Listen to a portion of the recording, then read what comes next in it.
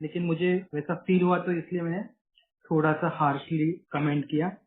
तो मैंने ये आप मेरे को रिपीट करेंगे, मेरे को सुनने को वक्त हाँ नहीं हाँ मिल रहा है श्योर बहुत। श्योर श्योर रिपीट करता हूँ मैं।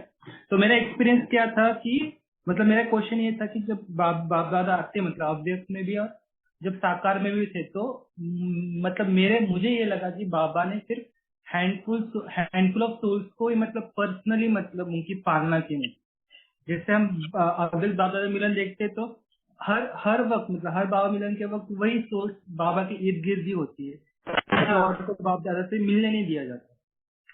और ये एक साल क्या एक मिलन के लिए नहीं, ऐसे डिकेड बीत गए है ना पालना के, वही क्लोजली बाबा से पालना लेते रहे। तो मेरा ये क्वेश्चन है कि कभी बाबा को रियलाइज नहीं हुआ कि जो आगे बैठे वो भी हम मुझसे मिलना चाहेंगे, या जो खुद बार बार मिल रहे उनको रियलाइज नहीं हुआ कि हमें इन औरों को भी मिलने देना चाहिए बाबा से सामने। मतलब प्रैक्टिकली उन्होंने भी टोली खाई, उन्होंने भी बाबा को टोली खिलाई, मतलब ऐसे थोड़े से सोल से मतलब।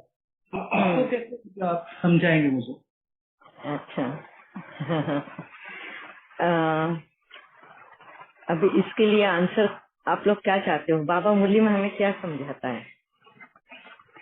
हाँ, पहले तो हम उस पर ध्यान देंगे, क्योंकि जब हम मुरली पे ध्यान नहीं देते ना तो हमारी अवस्था ऐसी हो जाती है। सही है विक्रांत भाई? अभी आप बोलते हो हैंडफुल ऑफ सोल्स को बाबा की पालना मिली। क्या आज आपको ऐसा लगता है कि हमें बाबा की पालना नहीं मिल रही?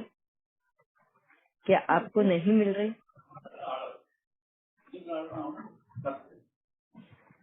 हाँ जी। हाँ नहीं, बाबा तो पालना दे रहे मुरली से, या हम जो भी बाबा से मन बुद्धि से कनेक्ट करें तो बाबा इंस्टेंटली उसका रिस्पॉन्ड भी करते हैं। लेकिन मेरा ये कहना है कि मतलब फिजिकली भी, जैसे हम अभी कल्प में तो एक ही बार चाहते हैं ना कि भगवान से फिजिकली मिलना, मतलब सामने आमने सामने। कहाँ मिले तो आप? वहाँ पर भी कौन फिजिकली बाबा को मिल रहा है? यहाँ जो स्टेज पे चढ़े हैं दादिया है, वो किनको फिजिकली मिल रहे हैं? क्या शिव बाबा को मिल रहे हैं? हाँ, या ब्रह्मा बाबा के तन को मिल रहे हैं? कौन किसको मिल रहा है? हाँ? अगर बाबा हमें यहाँ पर भी मिलता है, हम पुकारते बाबा आ जाते हैं, तो बाबा किस तरह से मिलता है हम आत्माओं को? वहाँ पे अगर हम जाते हैं तो क्या लक्ष्य लेकर जाते हैं? हम किसको मिलने जाते हैं? हम क्या देखने जाते हैं? हाँ? अगर हम अपने लक्ष्य से भटक जाते हैं ना बेटा, तो हमारी अवस्था ऐसी हो जाती है। हाँ? बाबा बोलते हैं ना, इधर उधर मत देखो, लक्ष्य से मत भटको। क्यों बोलना पड़ता है बाबा को मुरली में ये सब कुछ? जो दादियाँ हैं, जो वरिष्ठ हैं, जो सीनियर्स हैं, आप बोल रहे हो डिकेड से वो स्टेज पे जा रहे हैं। आप मुझे बोलो, उन्हीं की वजह से आज शायद हम वहां तक पहुंच रहे हैं ना। अगर उन्होंने वो मेहनत नहीं की होती, यज्ञ में अपना तन मन धन सब कुछ स्वाहा न किया होता, वो जो आज दिख रहा है हमें वहां पर, ज्ञान सरोवर हो, शांति वन हो, डायमंड हॉल हो, उन्होंने अपना पूरा जीवन समर्पित कर दिया था वो सब उभारने में, खड़ा करने में। तो क्या बाबा उनके इसका भाड़ा भी नहीं दे?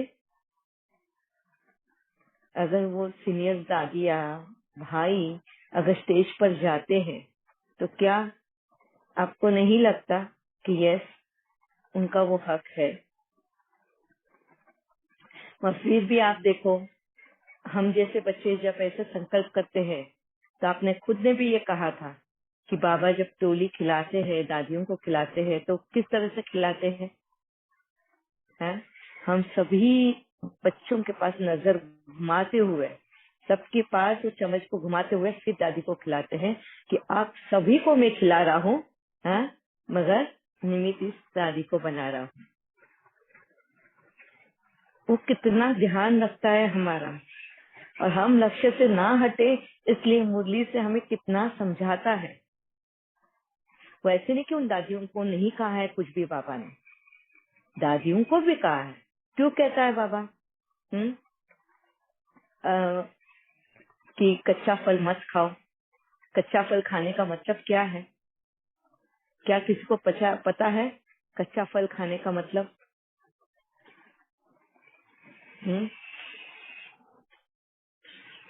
यस विक्रांत भाई।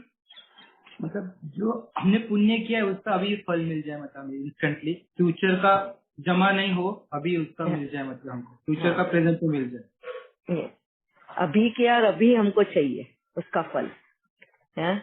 अगले कल को कौन देखा? बहुत बच्चे ऐसे बोलते भी है और करते भी है। मैंने अभी ये सेवा दी ना, इस सेवा के बदले में मुझे दे दो, अभी टोली दे दो। मैंने ये सेवा दी है ना, मुझे इसके बदले में अभी नाम दे दो, मान दे दो, शान दे दो। इसको बाबा कच्चा फल बोलते हैं। क्या बाबा नहीं बोलता है ये मुरली में? तो किन को बोलता है बाबा मुरली में? उन सभी आत्माओं को जो ये गलतियां करते हैं, है ना। वह हर एक आत्मा उसके ऊपर डिपेंड है कि बाबा की बातों को किस तरह से लेना है। हम भी तो वही गलती कर रहे हैं ना,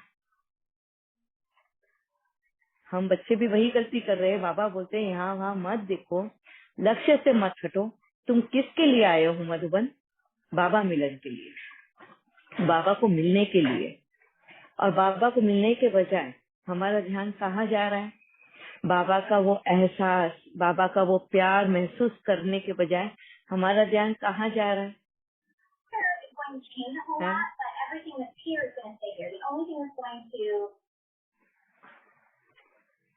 हमें बहुत ध्यान रखना है बेटा ये सब चीजों पे। हम सिर्फ, मैं मधुबन के लिए ही बात नहीं करूंगी, सिर्फ बाबा मिलन की ही बात नहीं करूंगी। हम जब जब बाबा बोलता है ना, हाँ, तुम थोड़ा सा ऊपर चढ़ते हो और तुरंत तुम्हारा भटक जाता है मन, तुम्हारी आंखें भटक जाती है और फिर नीचे गिर पड़ते हो।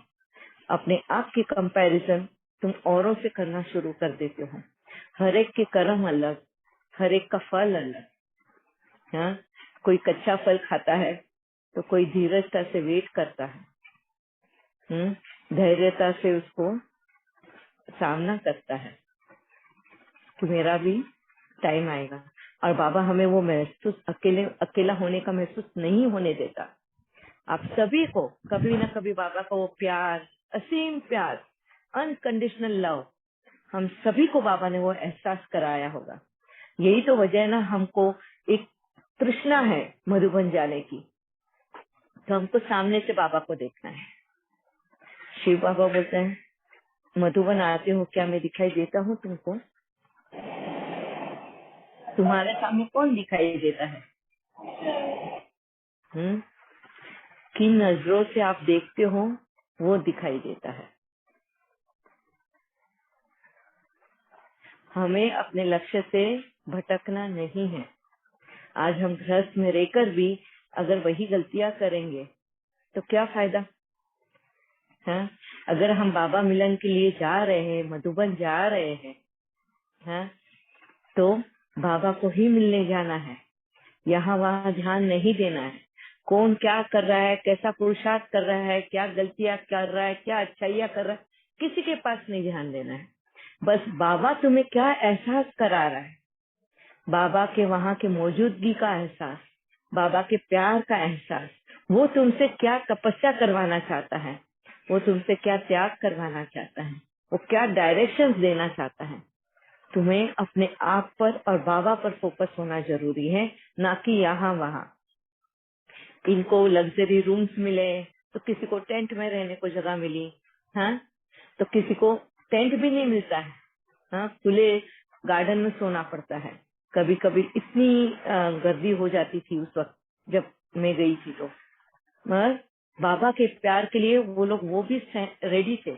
हम इस पे रह लेंगे, हम गार्ड पार्क में सो जाएंगे, बाहर सो जाएंगे। मगर वो प्यार है ना बाबा के लिए, वो सब तपस्या करने के लिए तैयार है। मैं लक्ष्य से हटना नहीं है। अगर वहां पे तुमने तपस्या की, अपने आप का त्याग कर तुम पार्क में भी सोने को तैयार है, बस सवेरे उठ के फिर तुमने कंपैरिजन की कि अच्छा ये लोग बहुत पैसा देते हैं, इसके लिए उनको लग्जरी रूम्स मिल गए रहने को, हमने कुछ दिया नहीं तो हमको पास में सुला दिया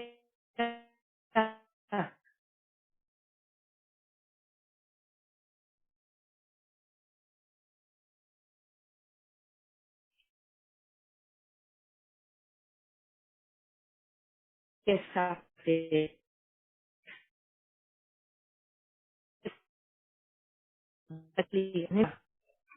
तो फेल हो गए। हम्म। फिर भी बाबा आप लोगों को कितना प्यार महसूस कराता है, मधुबन जाते हैं तभी भी हर एक को एक एक अनुभव होता है वहां पर। हुआ है ना उसके प्यार का अनुभव? क्या आप लोग अपने माई का ध्यान रखेंगे? कितना वो मिलने है ना। अगर समझो, अगर आपको मौका मिले, बाबा मौका दे और आप मुझे मिलने के लिए यहाँ पर आ रहे हो, फिर आप यहाँ पर आने के बाद में मुझे मिलोगे या यहाँ पर घर देखोगे, ये देखोगे कि अच्छा दीदी दुबई से आए हैं तो घर कैसे रखा है, दीदी के परिवार में कौन कौन मेंबर्स है, उनका बिहेवियर कैसा है, वो क्या करते हैं, वो कैसे जीते हैं, उन सब पे ध्यान रखोगे। हैं? क्या प्राप्ति के लिए आए, क्या अचीव करने आए, क्या लक्ष्य लेकर आए थे मुझे मिलने।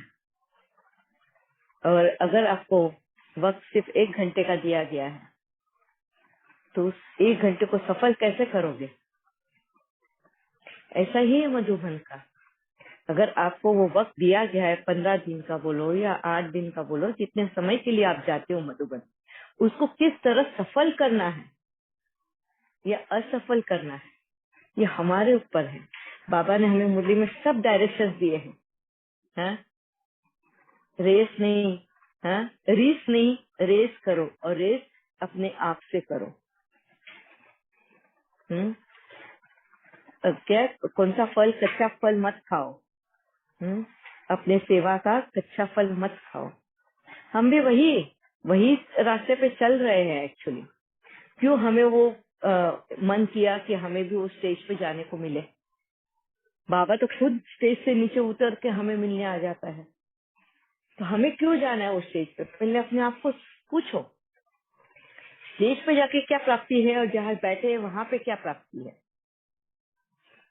क्यों, क्या देखना है हमें स्टेज पे जाके या बाबा को टच करके? हम किसको टच करने वाले हैं? बाबा की बॉडी को? शिव बाबा के पास तो बॉडी है ही नहीं। वो तन किसका है? एक तो ब्रह्मा बाबा का या तो गुलजार दादी का। तो आप तो मिलते हो गुलजार दादी या ब्रह्मा बाबा को हो। हाँ? शिव बाबा तो ऐसे दिखाई नहीं देते ना, उनको तो महसूस करना है। तो महसूस करने के लिए क्या स्टेज पे ही जाना जरूरी है? मगर दादियों को, आपको लगता है कि दादियों को देखो कितना बाबा प्यार करता है, अपने हाथ से खाना खिलाता है, अपने हाथ से टोली खिलाता है, तो हमें भी खिलाना चाहिए। क्या आपको घर पे भी आप भोग लगाते हो तो आपको महसूस नहीं होता वो? हाँ?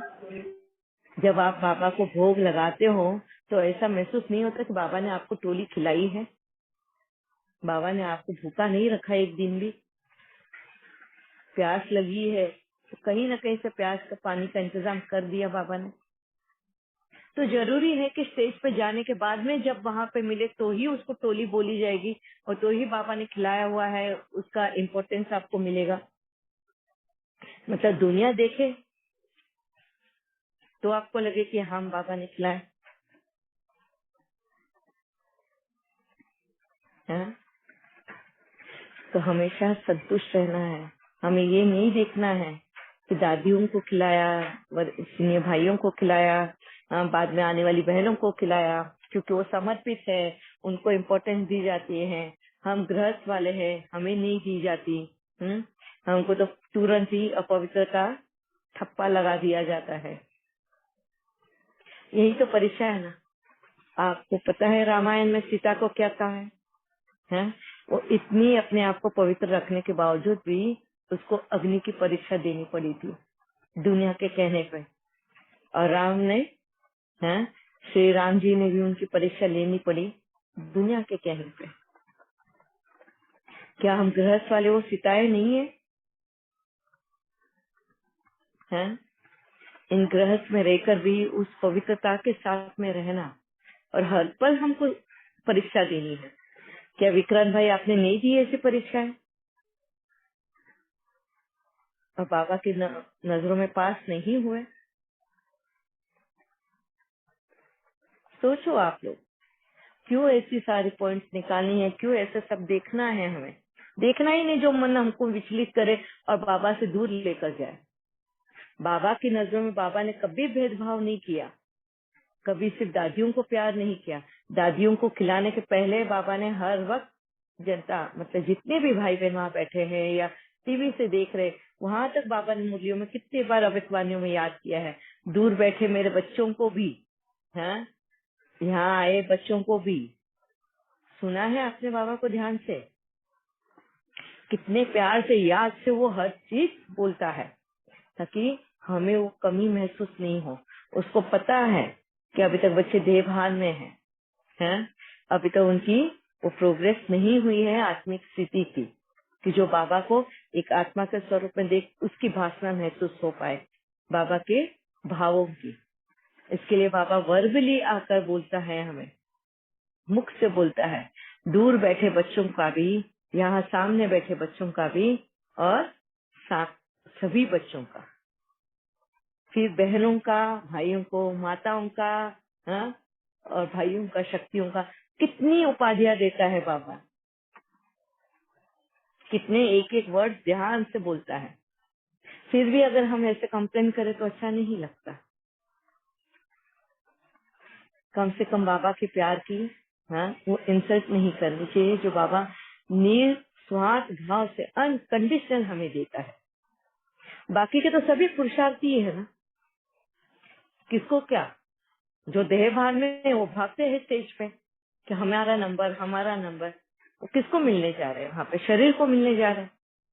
स्टेज पे कौन है? शरीर ही है ना। ये समझना, वो उसी वक्त तुम समझ पाओगे ये भावों को जब तुम अपनी स्थिति को ऊपर ले आओगे, बाबा को समझोगे कि बाबा परमात्मा एक आत्मा है, और आत्मा को अगर मिलना है तो हमें भी आत्मा की तरह सोचना है और आत्मा की तरह रहना है, तभी तुम परमात्मा मिलन कर सकते हो। आप सब लोग मुझे पूछते हो ना कि मैं बाबा से कैसे बातें करती हूँ, बाबा के डायरेक्शन इतने एक्यूरेटली कैसे कैच कर सकती हूँ। यही है वो वजह है कि मुझे भी बाबा की उस आत्मा के लेवल पे आना है, तभी मैं बाबा को समझ सकती है। अगर एक स्टेप भी मैं नीचे रह जाती हूँ तो बाबा की बातें नहीं समझ सकती, फिर देहधारियों जैसा ही समझती हूँ। ठीक है, क्लियर है विक्रांत भाई? हाँ दीदी ठीक है, थैंक्स। मैं आगे कभी भी किसी के भी साथ में आप यूनिक हो। बाबा कितने बार बोलता है हर एक आत्मा यूनिक है। विक्रांत भाई भी अपने इसमें एक यूनिक आत्मा है।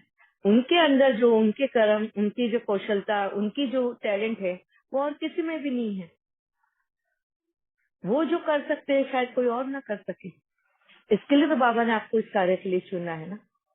हमेशा इसके लिए ध्यान में रखो, इन बातों को ध्यान में रखो कि मैं क्यों चुनी गई हूँ, बाबा मुझसे क्या चाहता है, मेरे में कुछ तो है ना, इसलिए बाबा ने मुझे चुना है। बस उस टैलेंट को यूज करना है मुझे।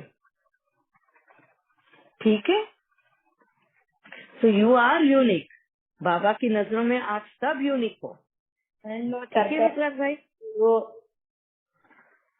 ಎಲ್ಲಾನು ತಿನ್ಬೇಕು. ठीक है विक्रांत भाई? हाँ दीदी ठीक है, थैंक्स।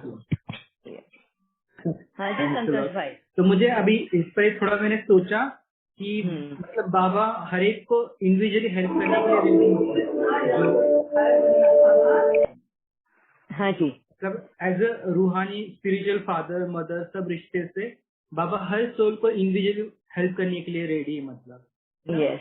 तो ये बॉडी कॉन्शियस में आके फिर हम ऐसे एक्सपेक्टेशंस करने लगते हैं कि अरे मुझे भी थोड़ा, मैं लास्ट सीट पे क्यों बेटा, हर बार लास्ट गेट पर ही चेयर मिलती मधुबन में, आगे के लिए कोई पहचान चाहिए, तो एक बार पहचान थी तो तब मुझे आगे एकदम सीट मिली, पहचान थी तो फिर बाबा को जो टोली खिलाते ड्राई फ्रूट्स, उसमें से एक छोटा सा ड्राई फ्रूट का टुकड़ा मिला था। तो ये सब मतलब टेम्पररी। ये हाँ यस, बेभान की निशानियां हैं ये सब। हाँ, तो फिर ये सोच के मेरे माइंड में आया कि ये मतलब मुझे तो पहले पता भी नहीं था कि जो ड्राई फ्रूट्स है वो फिर डिस्ट्रीब्यूट भी करते हैं, लेकिन फिर बाद में पता चला कि वो सिर्फ लिमिटेड या जो भी लोग हैं उनके सर्कल के उनको ही मिलते हैं मतलब। तो फिर इससे क्या हुआ कि कॉम्प्लेक्स मेरे माइंड में ये हुआ। या और फिर ये बचपन से मेरे माइंड में है कि कई चीजें मुझे बचपन में मिली नहीं, मतलब जिस समय पर जो मिलनी चाहिए थी वो मिली नहीं, तो इसलिए एक कॉम्प्लेक्स क्रिएट होता है और फिर कंपैरिजन स्टार्ट हो जाता है। तो अभी ये फॉल्ट मेरा मतलब वीकनेस मुझे समझ में है। लेकिन और भी एक एक्सपीरियंस है कि जैसे मैंने बाबा से मन ही मन बात की कि बाबा मुझे अभी एक रेसिपी सीखनी है, या अभी जो मैं कर रहा हूँ उसमें मुझे और अच्छा या और नया तरीका चाहिए, तो वो तुरंत 1-2 दिन में ही तुरंत उसका रिजल्ट आने लगता है। और वो इतना सक्सेसफुल बनता है, मतलब वो सबको ही पसंद आता है। तो फिर अभी मैं यही सोच रहा था कि अभी मैं मन बुद्धि से सिर्फ बाबा से कनेक्टेड रहूंगा, और जो भी कमियां है खामियां है या जो कुछ सीखना है नया वो बाबा से पूछता रहूंगा, दूसरों को देखना, क्योंकि हर एक का जर्नी अपना अपना है, हर एक को अलग अलग चीजें लाइफ में अचीव करनी है ना। हर और एक की अपनी प्राप्तियां है। हाँ, तो फिर ऐसे ही करूंगा मैं कि बाबा से कनेक्टेड, मतलब मन बुद्धि से, मतलब आंखों से किसी को देहधारी को देखना नहीं, ना उसको रोल को जज करना है, ना कुछ करना, अपना अपना बाबा और मैं ऐसा छोटा सा एक संसार बनाकर ही चलना है मतलब। देखा अभी संतोष भाई का भी कैसा अनुभव रहा कि बस बाबा से बातें करो तो कितनी रमणीकता से और कितने उमंग से हम कोई भी कार्य करते और पता भी नहीं चलता है। और विक्रांत भाई को तो बहुत ही ऐसे अनुभव उन्होंने पहले भी शेयर किए, हाँ, मगर पता नहीं वो कैसे भूल जाते हैं वो। हाँ, कितने